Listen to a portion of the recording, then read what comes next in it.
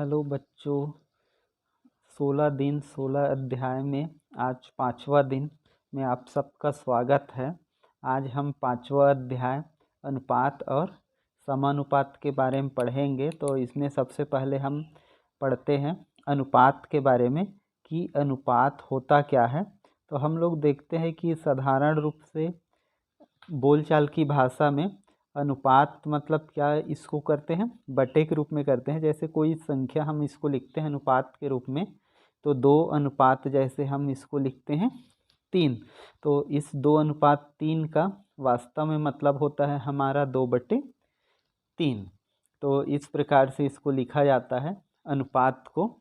और यहाँ पर कोई भी अनुपात जैसे लिखना हुआ तो उसको बीच में ऐसे ऊपर नीचे 2 बिंदु लगाते हैं और लिख लेते हैं। जैसे कोई भी यदि और हो कि मान लो कोई 2 संख्या हो, 2 पद हो जिनमें हमारा अनुपात A अनुपात B हो, तो इसके मानों को हम इस साइड लिखेंगे। तो यदि इनमें अनुपात 4:5 हो तो इस प्रकार से इसको लिखा जाता है कि इन 2 संख्याओं में 4:5 है। और इसको बटे के रूप में यदि लिखे तो इधर से ये हो जाएगा A/B और ये हो जाएगा 4/5। तो इस प्रकार से ये अनुपात होता है कि कोई भी संख्या को हम ऊपर नीचे ऐसे करके लिख देते हैं। अब इसको जैसे हम इसको प्रतिशत में भी चेंज कर सकते हैं। जैसे प्रतिशत में चेंज करते हैं तो हमको इसका वास्तव में अनुमान लगता है कि कितने प्रतिशत है। तो प्रतिशत निकालने के लिए ऐसे सवालों का क्या करेंगे, हम सिंपल सा यहाँ 100 का गुणा कर देंगे और ये क्या हो जाएगा फिर प्रतिशत। तो जैसे इसमें 100 का गुणा करेंगे तो 5 दूनी 10 और 5 शून्य 0। फिर ये कितना हो जाएगा, इसका हम मान देखेंगे। तो हम यदि करें तो यहाँ से 4 और गुणा 20 तो बराबर हो जाएगा हमारा 80%। तो हम देखते हैं कि जो ये 4/5 होता है कि कहीं भी कोई संख्या लिखता है कि किसी में अनुपात ऐसा है 4/5, तो उसका मतलब क्या होता है वास्तव में 80%। भिन्न के रूप में यहाँ आ जाता है वो 4/5। तो उसको भिन्न के रूप में ही लिखते हैं प्रतिशत के रूप में। तो ये प्रतिशत करके तो इसका उपयोग करते हैं हम। और यहाँ पर मूल रूप से हमको और कई सारे इसको ज़्यादा हम समझने के लिए इसके सवालों को लेकर चलते हैं तो उससे हमको और ज़्यादा समझ आएगा। जैसे हम एक सवाल देखते हैं कि हमारे पास एक सवाल है कि इस प्रकार का एक सवाल हमको दिया हुआ है कि एक मैच में धीरेन्द्र 25 गेंद में 19 रन और अगला जो है महेंद्र है 20 गेंद में 14 रन बनाता है और रविंद्र 15 गेंद पर 9 रन बनाकर आउट हुआ। तो सबसे बेहतर रन किसने बनाया, मतलब रन के अकॉर्डिंग, रन के हिसाब से किसने बेहतर बनाया। तो इसके लिए क्या करते हैं कि सबसे पहले हम तीनों का प्रतिशत लिख लेते हैं कि कैसे है। तो मतलब इसको जैसे सॉल्व करना है हमको, ये सॉल्व करेंगे तो हम देख लेंगे कि कैसे है। तो धीरेन्द्र का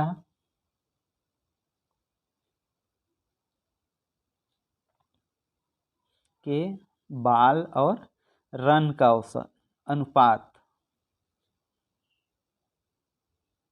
बाल और रन का अनुपात, या इसको सीधा हम संकेत रूप में लिख सकते हैं कि बाल और अनुपात रन।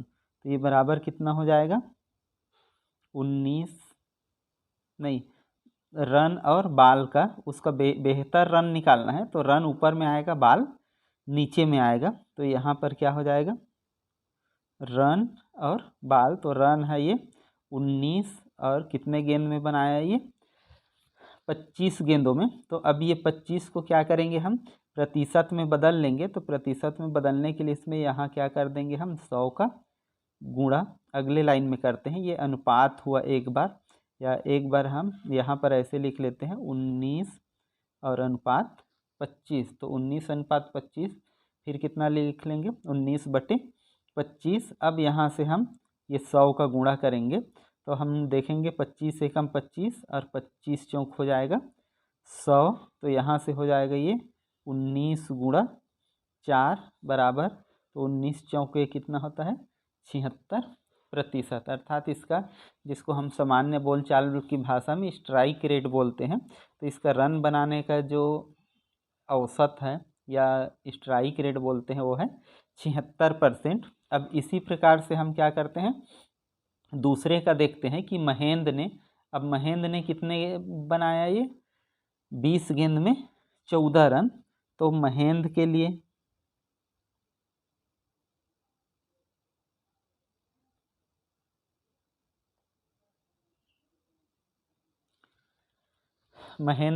हम देखते हैं, तो महेंद्र के लिए हमारे पास कितना है, इसका रन और अनुपात बाल,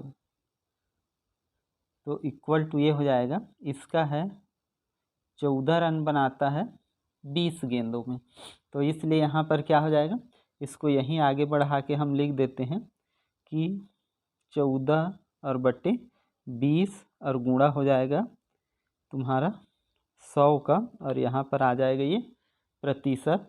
तो हम यहाँ पर देखते हैं कि 20 एकम 20 और 20 पंचे 100, तो इसका हो जाएगा 14 गुणा 5 अर्थात बराबर 14 पंचे 70%। तो इसका जो स्ट्राइक रेट है 70 है और इसका जो स्ट्राइक रेट है वो 56 है।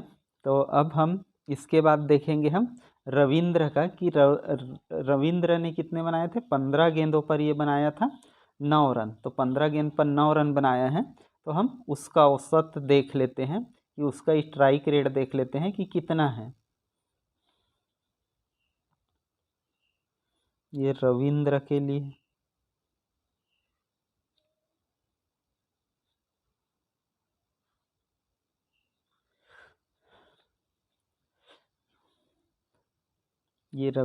लिए हो जाएगा, इसके लिए रन और बाल, तो रन और बाल में कितने का अनुपात है, उसके लिए है 9 और 15 का, इस प्रकार से। तो इसके लिए भी देखेंगे तो कितना हो जाएगा, 9/15 और गुणा हो जाएगा यहाँ 100, और फिर ये किस में हो जाएगा, प्रतिशत में। फिर यहाँ देखेंगे 5 तिया 15 और 5 दूनी 10 और इतना, फिर 3 तिया 3 एकम 3 और 3 तिया 9, फिर ये दोनों बच गए, तो 3 और गुणा 20 बराबर कितना हो जाएगा 60%। तो देखो यहाँ से हम लोग देखें कि तीनों का जो औसत निकाल रहे थे, किसका रन औसत बेहतर है, तो उसमें हम लोगों ने देखा कि सबसे ज़्यादा जो है वो धीरेन्द्र का निकला, कि धीरेन्द्र का यहाँ पर कितना आया था, धीरेन्द्र का जो औसत है, धीरेन्द्र का औसत कितना आया था 76, और उसके बाद महेंद्र था, तो महेंद्र का कितना आया था, महेंद्र का आया था हमारा 70, और ये रविंद्र का आ गया हमारा कितना 60। तो सबसे बेहतर किसका है, हम देख रहे हैं कि धीरेन्द्र का, तो इसलिए सबसे बेहतर जो औसत है, सबसे बेहतर रन किसका होगा, धीरेन्द्र का। तो ये धीरेन्द्र का इस प्रकार से। तो सबसे पहले निकालेंगे मान, और जैसे बटे करते हैं, या अनुपात का मतलब बटे होता है, और बटे को हम किस रूप में तोड़ लेंगे, प्रतिशत के रूप में, और फिर वो हमारा मान निकल जाएगा, और इस प्रकार से ये हल हो जाता है। तो इसमें हम प्रायः देखेंगे कि सवाल हल करते हैं ये इस टाइप का आएगा एक, और इसमें उतना ज़्यादा सवाल आता नहीं, मतलब एक दो जो भी आएगा तो उसको सूत्र नहीं है इसके लिए, प्रतिशत के लिए सिंपल से यही तरीका है, या बटे करके, तो इसको सवाल से ही, और एक काम और समय के लिए आएगा। तो अब हम अगला सवाल देखते हैं, काम और समय। हमारा ये है कि किसी काम को अरुण और अश्वनी क्रमशः 20 दिन और 25 दिन में करते हैं, तो दोनों मिलाकर इसी काम को कितने दिन में पूरा करते हैं, अरुण की कार्य अश्वनी से कितने प्रतिशत अधिक है, ये चीज़ देखते हैं। तो इसमें हमको ये देखना है कि मूल रूप से क्या करना है, मैं इसमें 2 सवालों को ऐड कर दिया कि ऐसा यदि तुमको कोई सवाल देता है और उसमें इसी काम को मिलके कितने दिन में पूरा करेंगे, तो कोई 2 सवाल दे तो मैं 2 सवालों को मिक्स करके इसको बना दिया हूँ।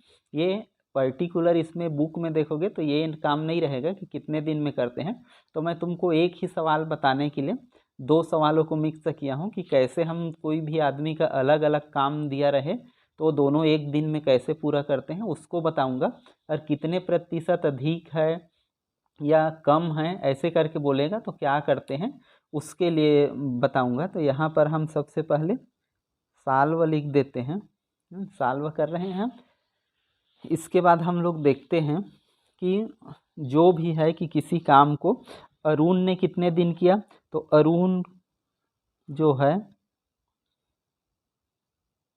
अरुण को काम पूर्ण करने में लगा समय, मतलब अरुण को एक काम लिख देते हैं, एक काम पूर्ण करने में लगा समय, ऐसा इसको पूरा भी लिखेंगे।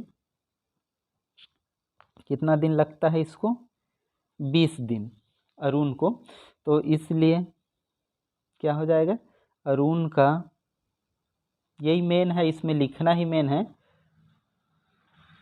एक दिन का काम, एक दिन का काम निकालने के लिए क्या करेंगे, या एक काम को 20 दिन में पूरा करता है, यहाँ पर दिन है तो यहाँ एक दिन का काम, तो एक दिन का काम निकालने के लिए क्या करते हैं, या 20 दिन में एक काम पूरा करता है तो इसलिए एक काम को पूरा करने के लिए एक दिन का काम निकालने के लिए क्या करते हैं, 20 को नीचे में रख दोगे, मतलब 1/20, क्योंकि 20 दिन लगाता है काम पूरा करने को, तो एक दिन में उसका 20वां हिस्सा मतलब 1/20 हिस्सा काम करेगा। इसी प्रकार से हम देखते हैं जो अश्वनी है, अश्वनी, तो इसको आगे पीछे से लिख सकते हैं, 20 को इधर लिखोगे तो भी वही है, या इसको उधर लिखोगे तो भी, तो अश्वनी को एक काम पूरा करने में लगा समय,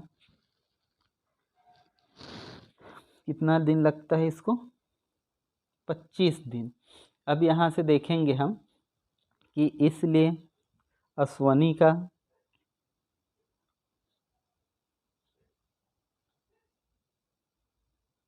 एक दिन का काम, एक दिन का काम इसका इसी प्रकार से कितना हो जाएगा, 1/25, ये हो गया इसका, मतलब ये इसका एक दिन का काम 1/20 और इसका एक दिन का काम 1/25। अब यहाँ से क्या करेंगे कि हम यदि दोनों के एक दिन का काम देखें कि साथ में काम करें अरुण और अश्वनी, तो दोनों का एक दिन का काम कितना हो जाएगा,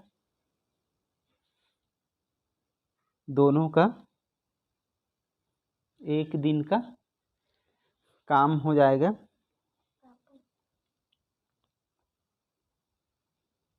दोनों का एक दिन का काम हो, दोनों के एक दिन का काम, तो दोनों का एक दिन का काम को जोड़ देंगे, 1/20 और ये हो जाएगा 1/25। यहाँ से फिर हम इसका लघुत्तम निकाल लेंगे, और लघुत्तम निकाल के हम क्या करते हैं कि हमको ये चीज़ जैसे पता होना चाहिए कि लघुत्तम निकालने के लिए या तो सीधा इसका गुणा इसमें, इसका गुणा इसमें कर दो, या इसका लघुत्तम निकाल के करो।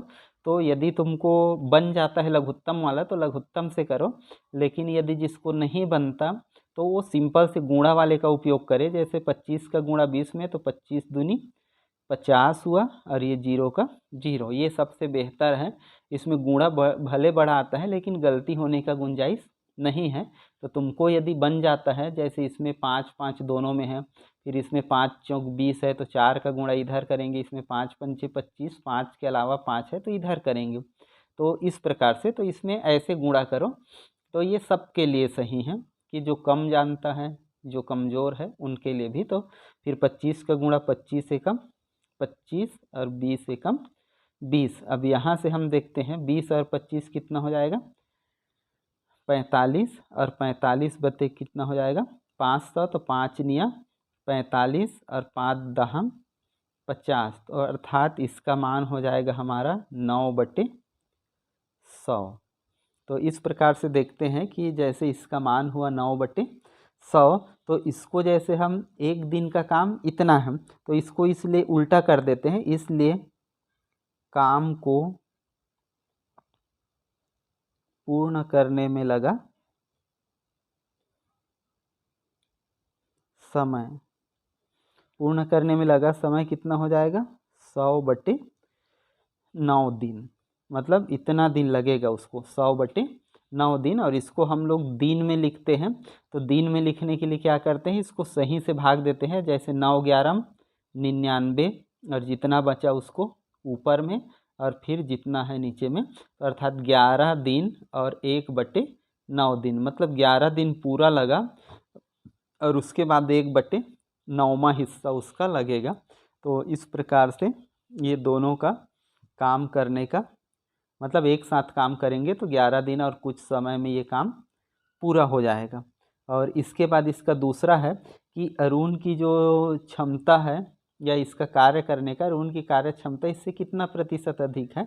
तो यहाँ पर हम लोग देख रहे हैं कि ये एक दिन में कितना काम करता है, 1/25, और ये कितना काम करता है, 1/20। तो हम जानते हैं अश्वनी 25 दिन में करता है, ये 20 दिन में। तो स्वाभाविक है कि 1/20 एक दिन का काम ज़्यादा होगा इसका, जबकि इसका काम एक दिन का कम है।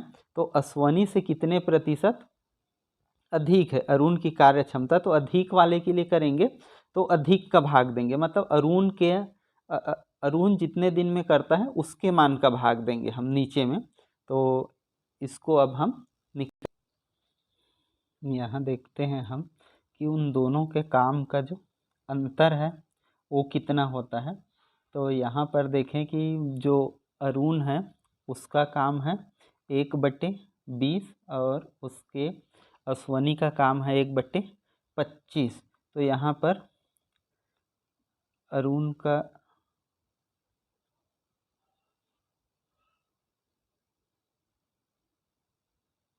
क्षमता या कार्य क्षमता अधिक कितना है, 1/20 और ऋण 1/25।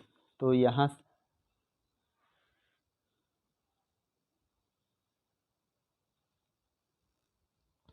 हाँ, तो इसमें से हम इसको घटा देंगे तो हमारा सिंपल सा फिर हो जाएगा 25 दूनी 50 और 25 ऋण 20। तो यहाँ से हमारा इसका मान हो जाएगा 5/500, तो बराबर 1/ये हो जाएगा 100। अब यहाँ से प्रतिशत अधिक है ना, प्रतिशत हो गया अधिक कार्य क्षमता। इसके लिए क्या करेंगे, मतलब कितने प्रतिशत उसका क्षमता अधिक है। तो इसके लिए क्या किया जाएगा कि जितना अधिक है उस मान को हम ऊपर में रखेंगे। और किससे निकाल रहे हैं, तो किसकी क्षमता हमको निकालना है, अश्वनी का। तो अश्वनी का एक दिन का काम जो है उसको हम नीचे में रखेंगे और गुणा हो जाएगा यहाँ 100। तो यहाँ पर हम देखते हैं 1/ये हो जाएगा 100 और इसका हो जाएगा अश्वनी के एक दिन का काम कितना है, 1/25। तो और गुणा 100%। तो यहाँ से हम लोग देखते हैं ये 1 है ना, तो यहाँ से ये हो जाएगा 1/100 और गुणा हो जाएगा 25/1 और गुणा 100 और ये प्रतिशत हो जाएगा। तो यहाँ से ये 100 कट जाएगा, बराबर कितना आ जाएगा, 25%। अर्थात हम देखते हैं कि जो अश्वनी है, अश्वनी से जो अरुण का काम है वो 25% अधिक है, या बोल सकते हैं कि इसका काम इससे 25% कम है। तो इस प्रकार से यदि उसका प्रतिशत निकालना हुआ तो नीचे में उसका मान रखते हैं जिससे निकाल रहे हैं हम, जैसे अश्वनी से निकाल रहे हैं अधिक, तो इसलिए हम नीचे में उसका मान रखेंगे। और कितने प्रतिशत कम है तो उसमें भी ये रखते कि मान लो वहाँ से लेकिन हमको यहाँ से मान अधिक हो जाता, तो हमको मेन चीज़ यही है कि नीचे में उसी का मान रखना है जिसके परिप्रेक्ष्य में बोले तो अश्वनी के तुलना में बोला है तो हम उसका मान रखेंगे। तो इस प्रकार से 25% अधिक काम करता है। और इसके पश्चात हम दूसरे टाइप का कुछ संख्याओं को या पदों को हम बांटना देखेंगे। हम एक सवाल लेते हैं, जैसे यहाँ पर एक सवाल है कि 651 रुपये को अमित, अनिल और अंकिता में इस प्रकार बांटिए कि यदि अमित को 1 रुपये मिलता है तो अनिल को 5 रुपये और अनिल को, ये अंकिता है वास्तव में, कि यहाँ पर ये अंकिता है कि अंकिता को 25 रुपये मिलता है। तो इसके लिए हम क्या करेंगे कि जैसे हम देख रहे हैं कि यदि इसमें से बांटेंगे तो अनिल, जब अमित को 1 रुपये मिलेगा तो अनिल को 5 रुपये और इसको अंकिता को 10 रुपये। तो यहाँ पर हम सबसे पहले हम लिख लेते हैं कि कुल रुपये कितना है हमारे पास। कुल रुपये है हमारा 651 रुपये। इसके बाद हम देखते हैं कि 651 है तो तीनों को जो है नाम है हमारा अमित है और अनिल और अंकिता,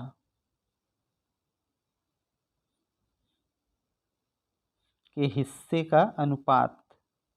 अब ये कहाँ से आया, तो तुमको ये चीज़ क्या करना होगा, प्रश्न से हिस्से का अनुपात क्या हो जाएगा, क्योंकि हम लोग देखें कि प्रश्न में क्या हो रहा था कि जैसे इसको यदि 1 रुपये मिला अमित को तो इसको 5 रुपये मिलेगा और इसको 25 रुपये, इसलिए जो अनुपात होगा 1:5 और 25 हो जाएगा। तो 1:5:25 और इस प्रकार से हम देखेंगे कि इससे क्या हो जाएगा, ये अनुपात निकल जाएगा। और इसलिए क्या है, यहाँ से तीनों का हिस्सा, इसलिए माना कि तीनों का पहले अनुपात पता रहेगा तो हिस्सा निकालने में कोई दिक्कत नहीं है। इसमें एक का 1 होगा, अगले का 5 होगा, अगले का 25 होगा। तो इस प्रकार से हम इसका तीनों का हिस्सा हो गया।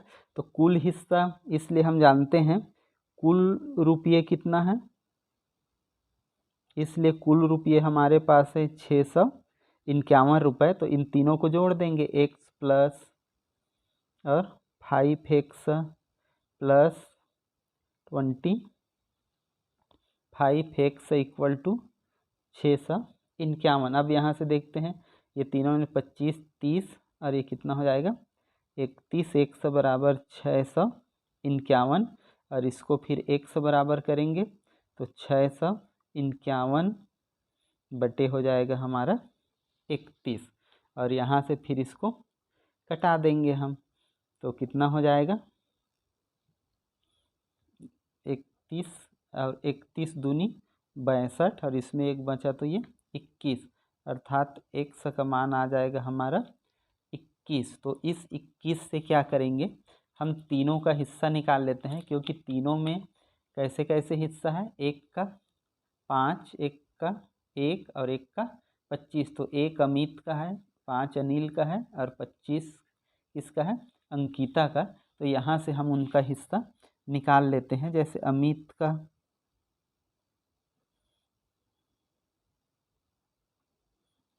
का हिस्सा हो जाएगा 21 रुपये, ये हो गया। अगला किसका हिस्सा है, अनिल का। तो अनिल का हिस्सा हम देखेंगे यहाँ, अनिल का जो हिस्सा है 5x है, तो 5 × 21 अर्थात कितना हो जाएगा 105 रुपये, ये अनिल का हो जाएगा। और इसी प्रकार से फिर हम देखते हैं अंकिता का। तो अंकिता का हिस्सा कितना हो जाएगा 25 उसमें हो जाएगा, तो 25 × 21 तो 25 एकम 25 और 2, 25 दूनी 50 और 2 कितना हो जाएगा 52 अर्थात 225 रुपया। तो एक का 21 रुपया, एक का 105 रुपया और एक का 525 रुपया। और इसका हल हमको देखने के लिए क्या करेंगे, इन दोनों को हम जोड़ के देख सकते हैं कि एक 525 और ये कितना हुआ 630 और ये कितना हो जाएगा 651। तो इस प्रकार से हमारा उत्तर भी क्या हो जाएगा चेक हो जाएगा कि तीनों को तुम देख लो कि तीनों मिल के कितना आना चाहिए। हमारा 651 रुपये हो रहा था कि कुल राशि कितना था हमारा 651। तो ये तीनों को देखते हैं तो उसका भी मान कितना है 651, अर्थात जो हम मान निकाले हैं वो सही हैं। और इस प्रकार से हम भाग करते हैं कि कई भागों में बांटने वाला। इसके बाद हम अगला सवाल देखते हैं कि किसी मैच में 3 खिलाड़ी हैं A B C और रनों का अनुपात A अनुपात B और B अनुपात C बराबर है 1:2। तो तीनों खिलाड़ियों का कुल रन 364 है। तो प्रत्येक खिलाड़ियों के रनों की संख्या याद कीजिए। तो मेन मुख्य रूप से ये सवाल बताने का मकसद उसमें जो किए लगभग सेम इसमें भी वैसी सा है कि इसमें A अनुपात B दिया है। तो इसमें मैं तुमको यहाँ तक बता रहा हूँ कि कैसे करते हैं। तो इसमें हमको दिया है कि तीनों खिलाड़ी, जो तीनों खिलाड़ी है, यहाँ पर ये खिलाड़ी है तीनों, कि A अनुपात B और अनुपात C। तो यहाँ पर तुमको इस टाइप से लिखना है जैसे A अनुपात B, इसका मान कितना है तुम्हारा कि ये दोनों का अनुपात दिया है यहाँ, और B अनुपात C और बराबर है 1:2। तो इसको सबसे पहले तुमको क्या लिखना है कि हम बीच वाला जो दोनों में अनुपात है उसको एक साथ करेंगे। तो इसके लिए क्या करते हैं A अनुपात B। तो A अनुपात B जो लिखा है ना, इसको इस प्रकार से लिख लेते हैं एक बार, A अनुपात B। इन दोनों में कितने का अनुपात है 1:, नहीं या यहीं से कर लेते हैं कि A अनुपात B है, इसके ये B इसके नीचे में है और ये B इसके ऊपर में है। तो यहाँ पर 1:2। तो यहाँ पर क्या हो जाएगा A/B बराबर 1/2। ठीक, इसके बाद हम लोग करेंगे, क्या दिया है यही कर लेते हैं B अनुपात C और इसका भी मान है 1/1:2। तो यहाँ से इसका मान क्या हो जाएगा B/C और इसका मान 1/2। यहाँ पर देखो B की जगह कितना है 2 और यहाँ पर B की जगह कितना है 1। इसलिए इसमें क्या करते हैं हम कि दोनों में ऊपर नीचे 2 का गुणा कर देंगे इस जगह को सेम बनाने के लिए। B के जगह 2 है यहाँ, तो यहाँ भी क्या आना चाहिए 2। तो यहाँ पर ये हो जाएगा कि ऊपर में 2 और नीचे में 4। और इस प्रकार से हम देखते हैं कि B/C और जो A/B है ये दोनों के जगह फिर क्या आ गया, ये A अनुपात B, ये इतना इतना। तो यहाँ से अब हम उसको लिखेंगे कि A अनुपात B दिया तो ये अनुपात कितना हो गया 1:2। और यहाँ पर दिया हमको कि B अनुपात C, तो इसका कितना हो गया 2:4। इसलिए हम लिखेंगे A अनुपात B और अनुपात C। तो ये कितना हो जाएगा 1:2:4।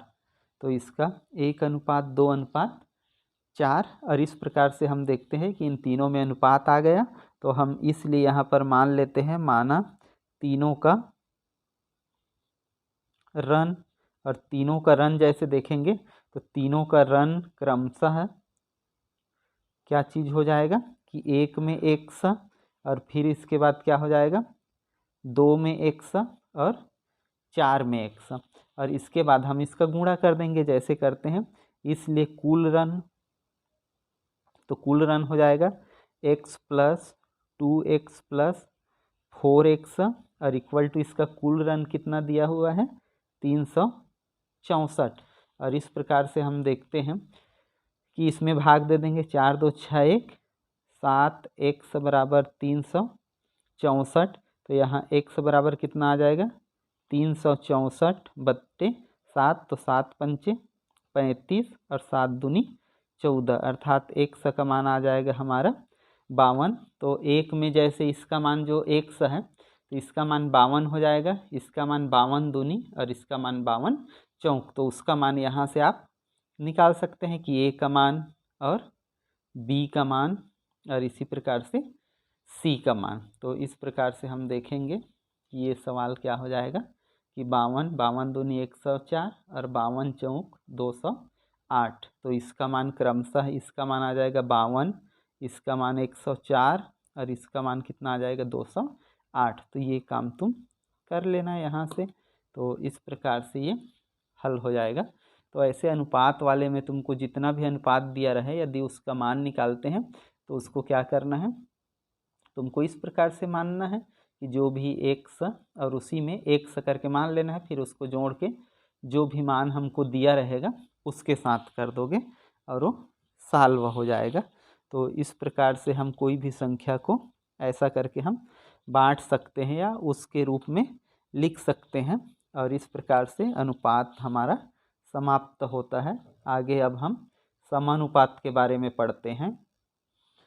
समानुपात, तो समानुपात होता क्या है अपना कि कोई भी यदि दो अनुपात हो, जैसे A अनुपात B और C अनुपात D, तो यदि दोनों समान हो तो उसी को क्या बोला जाता है, समानुपात। और इसका मतलब होता है A अनुपात B बराबर C अनुपात D, या समानुपात को हम चार ऐसे मतलब दो अनुपात से लिखते हैं, एक अनुपात ये, एक अनुपात ये, तो दो अनुपात लिखेंगे और उसी को इक्वल टू कर देते हैं। और यहाँ से जो हमारा आगे और पीछे का होता है, जो पहला जैसे इसका वास्तविक मतलब होता है A बटे B और बराबर होता है C बटे D, तो यहाँ पर ये प्रथम पद हुआ, ये आखिरी पद, ये पहला, दूसरा, तीसरा और ये चौथा। तो इसमें से जो A और D है इसको बोला जाता है चरम पद, मतलब शुरू और आखिर का, और जबकि ये B और C को बोला जाता है मध्य पद, क्योंकि ये बीच में है, जैसे ये दोनों बीच में पड़ रहा है हमारा C और D। तो इस प्रकार से ये नाम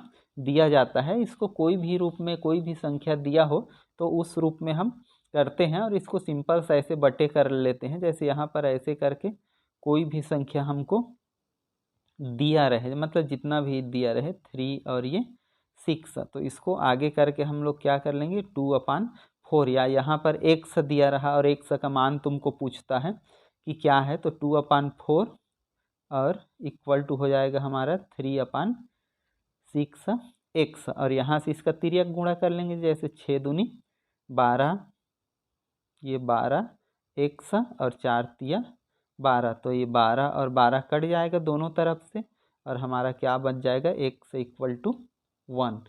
तो इस प्रकार से हम देखते हैं कि ऐसा कोई भी पद देगा, तुमको पेपर में प्रायः ये 2 नंबर 3 नंबर में आता है कि ऐसा 4 पद देगा, और यहाँ पर एक जगह या तो मैं 4x लिख दिया लेकिन तुमको केवल x बस दे देगा, तो तुमको सिंपल सा ऐसे बटे करना है, दोनों का बटे करिए और तिर्यक गुणा करके उस x का मान निकाल दोगे। तो इस प्रकार से तुमको निकालना होगा, और यही ही क्या है हमको और निकालना है। जैसे उसी के लिए जस्ट एक सवाल है कि चतुर्थानुपाती मान इतने हैं, तो यहाँ पर जैसे हम लोग सेम वही सवाल जो ऊपर में बता दिया, तो यहाँ हम मान लेंगे चतुर्थानुपाती मतलब चौथा नंबर माना जो चतुर्थानुपाती है, तो चतुर्थानुपाती को हम लोग क्या मानेंगे, D, माना कि चतुर्थानुपाती क्या है, D है, तो यहाँ से क्या हो जाएगा 7:3, और समानुपात कितना हो जाएगा 21 और अनुपात D, तो यहाँ से क्या होगा ये 7/3 इक्वल टू नहीं लिखोगे, क्योंकि आगे इसको इम्प्लाइज दैट ऐसे करके एरो लगा के लिखेंगे, फिर इधर को आगे मतलब इसके बराबर ये लिखे तो बराबर नहीं लिखते, क्योंकि यहाँ भी बराबर आ जाएगा, नहीं तो यहाँ बराबर करोगे तो यहाँ भी बराबर आ जाएगा। और दोनों साइड को जब बराबर हल करते हैं हम, इधर बीच में बराबर हो और दोनों साइड यदि हम हल कर रहे हो तो वहाँ पर ये चिन्ह लगाते हैं, इम्प्लाइज दैट का बोलते हैं कि इसको D का तो 7 ये हो जाएगा D, और इधर हो जाएगा 3 और इंटू इतना, और यहाँ से हम D निकाल लेंगे, तो D कितना हो जाएगा 3 × 21/7, और यहाँ से फिर कटा देना 7 एकम 7, 7 तिया 21, तो ये D इक्वल टू हो जाएगा हमारा कितना 3 × 3, अर्थात जो D है कि D का मान हो जाएगा 3 तिया 9, और ये हमारा क्या हो जाएगा चतुर्थानुपाती। तो इस प्रकार से हमको चतुर्थानुपाती मतलब चौथे नंबर को D मानो या x मानो जो भी, लेकिन तुमको ये बटे में या चौथे नंबर में करना है, इसलिए इसका नाम क्या है तुम्हारा चतुर्थानुपाती। तो इस प्रकार से चौथे नंबर में रहता है, इसलिए इसको चतुर्थानुपाती बोलते हैं। आगे हम देखते हैं वित्तानुपात के बारे में। आगे हम एक और सवाल लेते हैं जो समानुपात में है, जैसे इस टाइप का सवाल कि इतने पुस्तक है, मतलब 29 पुस्तकों का मूल्य इतने रुपए है, तो 2214 रुपये में कितनी पुस्तक आएगा। तो इसको ये पेपर में आया है पिछले कुछ सालों में। तो इसमें से तुमको सिंपल सा करना है। इसको हल करने का एक आसान तरीका है, जैसे जो चीज़ समान मात्रा में बढ़ता है उसको बोलते हैं समानुपाती। जैसे यहाँ पर लिख लेंगे हम पुस्तक की संख्या और यहाँ पर लिख लेंगे उसका मूल्य। तो दोनों तरफ लिख लोगे और पुस्तक की संख्या जो रहेगा, अब पहला कंडीशन में दिया है कि 29 पुस्तक आता है 783 रुपये में। तो यहाँ हम लिख लेंगे 29 पुस्तक ये कितने में आता है 783 रुपये में। अब दूसरा बोलता है कि 2214 रुपये में कितने पुस्तक आएगा। तो इसको रुपए तरफ लिखोगे, 2214 यहाँ रुपए लिख लोगे, या यहाँ पर लिख सकते हैं इसको रुपीस में है ये ऐसा करके। तो यहाँ मान लो हम कितना मान लेते हैं x। तो यहाँ पर आपको एक लाइन में बताना होगा कि पुस्तक का मूल्य, पुस्तक की पूरे की कीमत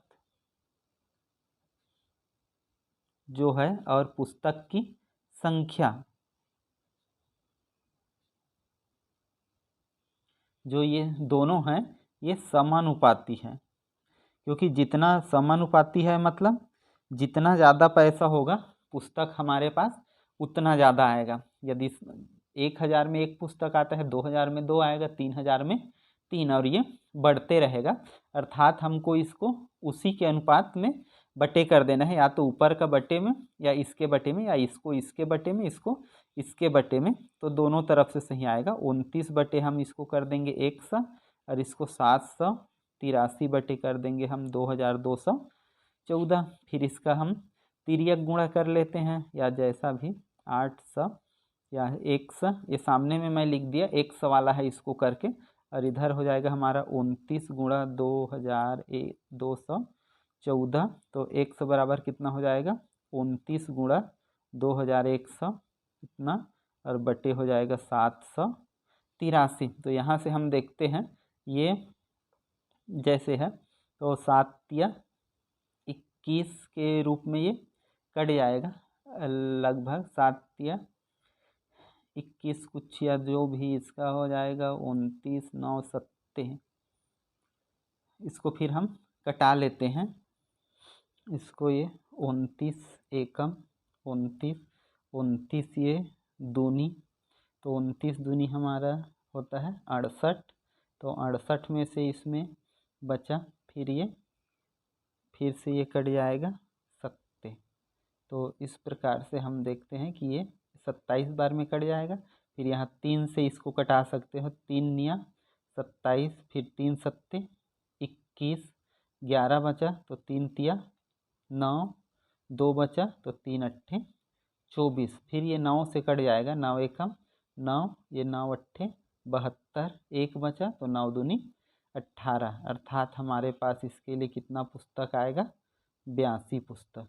तो हम इस प्रकार से देखते हैं कि 82 पुस्तक आएगा। ये 82 कट गया तो इसमें मतलब इतने 2214 रुपये में 82 पुस्तक हमारा आएगा। इसके बाद हम सतत अनुपात बता रहा था मैं कि सतत अनुपात होता क्या है। तो उसमें जैसे ये होता था कि उसमें A/B बराबर C/D होता था, लेकिन हम इसमें देखते हैं कि इसका जो हर है यहाँ अंश में आएगा, इसका हर इस अंश में आएगा, इसका हर इस अंश में आएगा। मतलब जो नीचे वाला है वो कॉमन होता है। ये यहाँ पर देखो ये B तो ये B, ये C तो ये C, ये D तो ये D। तो ये वाला कहलाता है सतत अनुपात, या इसी को हम बोलते हैं वित्तानुपात। तो जैसे इसमें ये चीज़ होता है कि जैसे कोई भी हम ये लेंगे तो इसमें जैसे देखो A/B इसको इस रूप में लिखा जाता है, जो पिछले एक जो भी लिख रहा था। तो उसको हल करने के लिए क्या होता है, इसमें इसको लिखते हैं A/B और बराबर होता है B/C। और इसका जब हम क्या करते हैं इसको गुणा कर देते हैं, जैसे इस तरफ से इधर का गुणा इधर में, इधर का गुणा इधर में। तो ये A/C और बराबर हो जाएगा B का वर्ग। तो यहाँ से यदि हम C का मान निकालें तो C का वर्ग बराबर B बटे हो जाएगा A। तो इस चीज़ को बोलते हैं हम इसको बोलते हैं हम तृतीयानुपात। जो ये आया C, इसका नाम क्या होता है तृतीयानुपात। और इसको यदि हम B तरफ से निकालें कि जैसे यहाँ पर B² का मान हमारा हो जाएगा ए सी, तो बी बराबर हो जाएगा, इसका अंडर रूट निकल जाएगा और इसका मान क्या हो जाएगा ए सी। तो इस मान को हम बोलते हैं मध्यानुपात। तो ये पेपर में आता है 2 नंबर में कि तुम्हारा मध्यानुपात क्या होता है और तृतीयानुपात। तृतीयानुपात के लिए इसका उपयोग या तो सूत्र का उपयोग नहीं करते, हम सीधा ऐसे करके रखते हैं और इसको हल कर देते हैं, तो जो नहीं दिया रहेगा वो निकल जाएगा। इसमें भी या सूत्र से रखना चाहे तो बी का मान सीधा मध्यानुपात का मान अंडर रूट करके जो प्रथम और तृतीयानुपात दिया रहता है उनका गुणा कर देते हैं। लेकिन ज़्यादा बेटर ये होता है कि इसमें सिंपल सा ऐसे करें तो तुमको कोई चीज़ याद रखने की ज़रूरत नहीं पड़ता है। तो इसके लिए भी हम सवाल बना के देखते हैं। यहाँ एक सवाल लेते हैं, 6 और 54 का मध्यानुपात ज्ञात कीजिए। तो इसको सॉल्व करने के लिए क्या करेंगे, हम यहाँ पर मान लेते हैं कि मध्यानुपात, तो यहाँ मान लेते हैं, माना हमारा जो मध्यानुपात है उसको किससे मानना है तुमको, बी से। तो इसलिए क्या हो जाएगा, इसके अनुपात रूप में लिखेंगे तो 6 अनुपात बी और अनुपात 54। फिर इसको समानुपात के रूप में लिखेंगे तो क्या हो जाएगा, यहाँ एरो वाला लगाएंगे, इम्प्लाइज दैट बोलते हैं, 6 अपान बी और इक्वल टू बी अपान 54। और यहाँ से इसका गुणा हो जाएगा जैसे बताया, बी का वर्ग और बराबर 6 गुणा 54। तो यहाँ से इसका लघुत्तम निकालने का एक और तरीका, मतलब यहाँ से कि इसको 9 और 6 के रूप में हम आगे तोड़ सकते हैं कि 6 गुणा 9 छक्के 54, तो 9 पूर्ण वर्ग होता है हमारा और ये b का वर्ग। तो यहाँ से b का मान सीधा निकल जाएगा प्लस माइनस ये 6 दोनों में से और गुणा 9 का वर्ग 3। तो हमारा इसलिए इसका मान कितना आएगा, प्लस माइनस 18। मतलब यहाँ पर प्लस है तो यहाँ पर प्लस ही ले लेते हैं हम कि इसका मान कितना हो जाएगा 18। लेकिन मध्यानुपात का मतलब यहाँ पर हमारा होता है प्लस और माइनस से जनरली, तो यहाँ पर हमारे में प्लस ही लिया गया है सारे मान, क्योंकि प्लस है तो यहाँ पर हम क्या कर देंगे प्लस 18 और ये हमारा क्या हो जाएगा आंसर। तो इस प्रकार से मध्यानुपात निकालना सबसे आसान है। इसी प्रकार से तृतीयानुपात भी बिल्कुल सेम।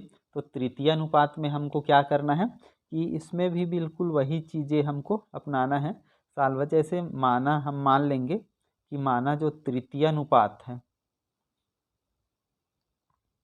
तृतीयानुपात उसको क्या मान लेते हैं, प्रायः c होता है, तो c, इसलिए तीनों को लिखेंगे 8xy और दूसरे नंबर में f(x²y) और इंटू c। फिर इसको तृतीयानुपात के रूप में तो 8x और y अपान 4x² और y और इक्वल टू 4x² और y अपान c। अब इसका तिर्यक गुणा करेंगे तो क्या हो जाएगा 8xy और ये c, और इधर इन दोनों का गुणा करेंगे तो 4 चौक 16 x का घात 4 और y का वर्ग। इसको इधर पक्षांतर कर देंगे तो c बराबर कितना हो जाएगा 16 x का घात 4 और y का घात 2 और बटे हो जाएगा तुम्हारा 8x और y। तो यहाँ से हम क्या कर देंगे 8 एकम 8, 8 दूनी 16 और x तो 4 था वो कितना हो जाएगा 3 और y तो यहाँ पर कितना बच जाएगा y। और इस प्रकार से हमारा ये जो निकला ये क्या हो जाएगा तुम्हारा तृतीयानुपात। तो इस प्रकार से हम सवाल देखते हैं। तो ये बहुत ही आसान, सबसे आसान चैप्टर हम मान सकते हैं इसको, कि इसमें का नंबर तुमको पास होने के लिए बहुत ही लाभदायक है कि थोड़ा सा प्रयास करें, बाकी अध्याय नहीं बनता। तो जो जो आसान लेसन है उस लेसन का या चैप्टर का तैयारी करें ताकि हम उसमें ज़्यादा से ज़्यादा नंबर प्राप्त कर सकें। एक इस प्रकार का सवाल कि ऐसा बल्ब जलने वाला या बिल आने वाला ऐसा करके आता है, तो यहाँ मैं तुमको ट्रिक बता रहा हूँ इसका, ये सवाल लेके कि वास्तव में हमको करना क्या है। तो इसके लिए क्या करना है, जैसे 30 आदमी है, किसी काम को 6 घंटे इतने दिन काम करके, मतलब कितने दिन काम करता है, प्रतिदिन काम करके 15 दिनों में पूर्ण करते हैं, मतलब 6-6 घंटा काम किया। और अगला क्या, उसी काम को 20 आदमी कितने घंटे में प्रतिदिन काम करके 15 दिन में करेंगे। तो काम का घंटा पता नहीं है। तो यहाँ से हम इसको सॉल्व करेंगे तो हमको यहाँ पर दो चीज़ों का ध्यान रखना। एक तो आदमी दिया तो ये भी आदमी हो गया। अब इसमें देखो कि दोनों में एक चीज़ सेम, इसमें तीन चीज़ें हैं। हम बाकी में देखते थे कि दो चीज़ें रहता था तो उसके जगह लिख देते थे। तो यहाँ पर आदमी है और यहाँ पर आदमी है। अब यहाँ पर तुमको सीधा क्या लिखना है, समय, कितना समय काम किया। तो समय में दो समय दिया है, मतलब 6 घंटा प्रतिदिन और 15 दिन, तो इन दोनों का गुणा कर देना है दूसरा चीज़ को।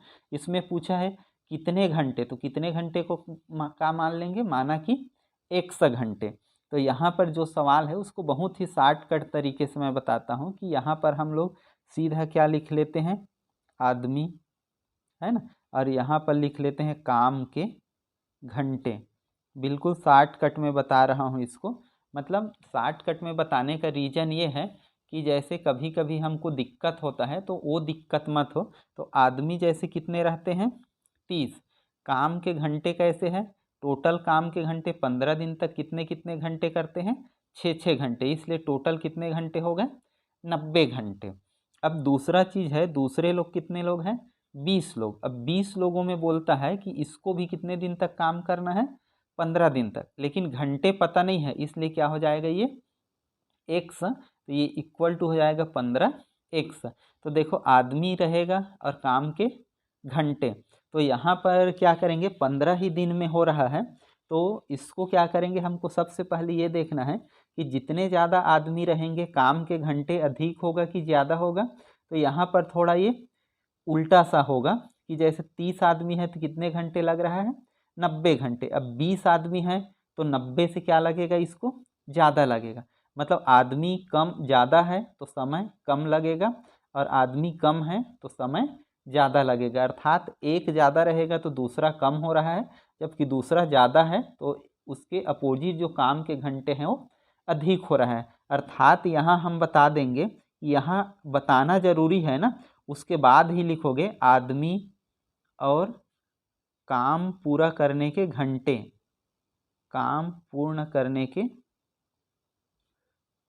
घंटे किसमें है, व्युत्क्रमानुपात में। व्युत्क्रमानुपात कहने का मतलब होता है उल्टा, एक ज़्यादा होगा तो दूसरा कम होगा, एक ज़्यादा होगा तो दूसरा कम होगा। इसलिए यहाँ पर 20 आदमी तो 90 दिन लग, नहीं 30 आदमी तो 90 दिन लगता है, तो 20 आदमी रहेगा तो मिनिमम 90 से ज़्यादा दिन लगेगा। इसलिए यहाँ पर क्या करेंगे हम, व्युत्क्रमानुपात। और व्युत्क्रमानुपात करने के लिए क्या करते हैं, एक चीज़ को हम उल्टा कर देते हैं। जैसे यहाँ पर व्युत्क्रमानुपात रहेगा तो कैसे उल्टा करते हैं वो देखो, हम लोग या तो इसको करें 30/20 और यहाँ को कर दें इसके उल्टा 15x/, इतना। या इसके उल्टा क्या कर सकते हैं हम कि मतलब ऐसे ही करते हैं कि ऐसे तिरछा भी करते हैं इसको, तो वो चीज़ नहीं करते। जैसे 30 को अपन इसके बटे में लिखते हैं 30/15x और 90/20 ऐसा करके, या 20/90, इसको इधर ऊपर में इसको इधर नीचे में ऐसे करके। तो वो चीज़ नहीं करना है तुमको, सिंपल सा क्या लिखना है, 30/20, 30/20 और इधर को हम पलट देंगे, ये हो जाएगा 15x/90। तो ये चीज़ ध्यान रखना है। समानुपात में क्या करोगे, ऊपर का बट्टे नीचे में, ऊपर का बट्टे नीचे में। और व्युत्क्रमानुपात में क्या करोगे, ऊपर का बट्टे नीचे में, लेकिन इस साइड का नीचे का बट्टे ऊपर में करना है, क्योंकि दोनों साइड को जब बराबर करोगे तो ये समानुपात में ही लिखा है, समझ जा, बीच में बराबर लिखा है तो दोनों साइड के ऊपर का बड़ा आना चाहिए। फिर यहाँ से हम जैसे हो उसको कटा देते हैं, जैसे 15 और इसका पहले कर लेते हैं क्योंकि ये x वाला है। तो यहाँ हो जाएगा 15x और गुणा 20 और बराबर इधर है अपना, तो 30 गुणा कितना हो जाएगा, 90। तो यहाँ से हो जाएगा इसका हम गुणा ही भाग कर लेते हैं इधर, 30 गुणा 90 और बटे हो जाएगा हमारा 15 गुणा 20। तो यहाँ से कटा लेते हैं, 15 एकम 15, 15 दूनी 30 और यहाँ 2 एकम 2 और 2 दहम 20 और 10 एकम 10, 10 निया 90। अर्थात x बराबर कितना हो जाएगा, 9 घंटे। तो उसको 9 घंटे प्रतिदिन, अर्थात हम जो दूसरा आदमी है जो 20 लोग थे उनको प्रतिदिन कितने घंटे काम करना पड़ेगा, 9 घंटे। इस प्रकार से तुमको हल करना है। यदि यही बिजली जलाने वाला, तो बिजली जलाने वाले में भी तुमको ध्यान रखना है कि इतने खपत होता है, इतने घंटे चलाए जाते हैं और इतने दिन तक। तो उसमें खपत को एक जगह लिखना, जो भी खपत रहेगा उसको तुमको एक जगह लिखना होगा। इधर खपत और इधर समय। समय मतलब उपयोग की गई समय, तो दिन रहेगा और घंटे, उन दोनों का गुणा कर दोगे और जितना भी खपत रहेगा उसको ये साइड लिख देना है। और इस प्रकार से दोनों को, खपत और समय दोनों समानुपात में होता है, तो उसका बटे ऐसे ऐसे करोगे। तो इस प्रकार से ये हमारा समानुपात और अनुपात और समानुपात अध्याय खत्म हुआ। यदि वीडियो आपके लायक हो, आपको पसंद आया हो, उपयोगी लगा हो, तो हमारे चैनल को लाइक और सब्सक्राइब करें और अगला अध्याय के लिए हमारे साथ बने रहो। धन्यवाद।